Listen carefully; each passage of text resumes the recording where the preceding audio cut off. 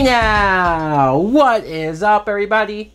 My name is Mike Brown, aka ReviewKingMB, and I just got done coming back from the theater after seeing Atomic Blonde. Atomic Blonde is a 2017 film that it's based on a comic book or a graphic novel. It is directed by David Leitch, and the plot is we meet Charlize Theron, who plays Lorraine. She is a British spy who has to be commissioned to go to Berlin to figure out not only who and why one of her fellow agents was killed, but she has to figure out where this list is, because this list will expose not only some of their government secrets, but it will give away who is a double agent in their facility. So that's basically the movie, with a whole lot of freaking crazy action. Now, what I thought of Atomic Blonde was, I enjoyed this movie. I did. I mean, look, Charlize Theron is a great actress. She is, and she's beautiful. She can do no wrong. The action scenes that she goes through in this film is amazing. It looks like the majority of them she's doing herself. Just the choreography and the brutalness of these fights, all of that was great. Her character I liked because she had some subtle one-liners, but she also seemed like a person who has been through so much, who doesn't really trust anybody, who is basically has a I don't give a fuck, I don't trust you attitude. James McAvoy is also in the movie. He gets assigned to help her find this list, and James McAvoy, everything I see him in, he's great. He's a great actor, very versatile, and I like the personality he has, because Charlize Theron, as much as I liked her, she was very stoic. She was very quiet and methodical and just, I'm gonna beat your fucking ass. Straight-faced, that's it.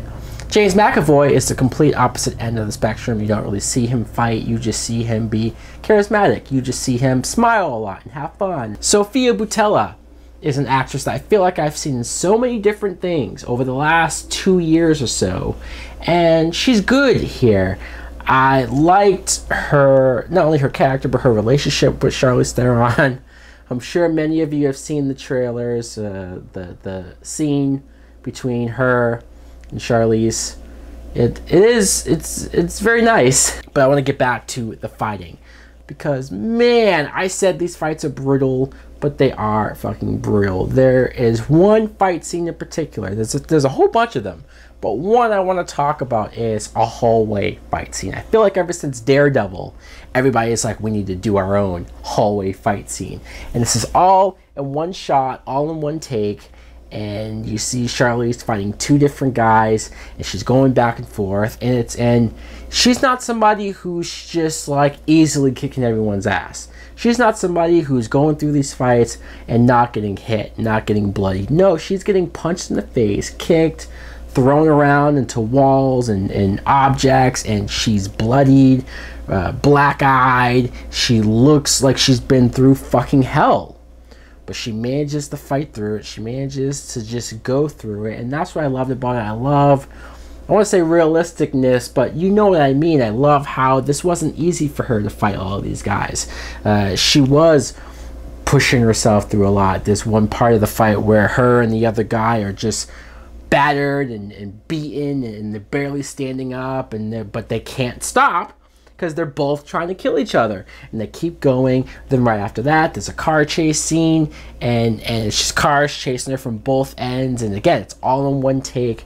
So great cinematography, great visual style. The movie takes place in 1989, so the visual style, it's very colorful. It's very just certain colors just pop up at you, and the music, the soundtrack, it's nothing but 70s and 80s songs.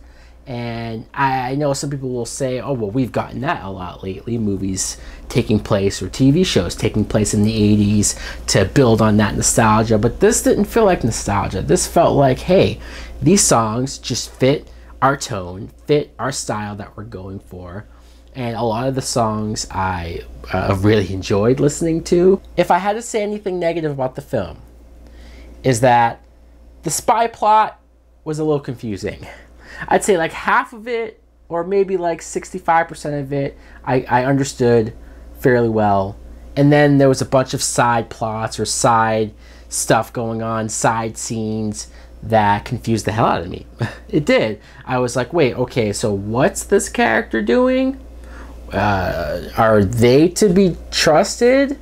And then there's twist, and then another twist on top of that, and then there's another twist. It kind of just feels like they're just fucking with the audience, like, hey, you guys think you know where this is going? Well, here's a twist. Like, I have to watch this another 2 or 3 times to fully be like, oh, okay, that's what all of those other scenes meant.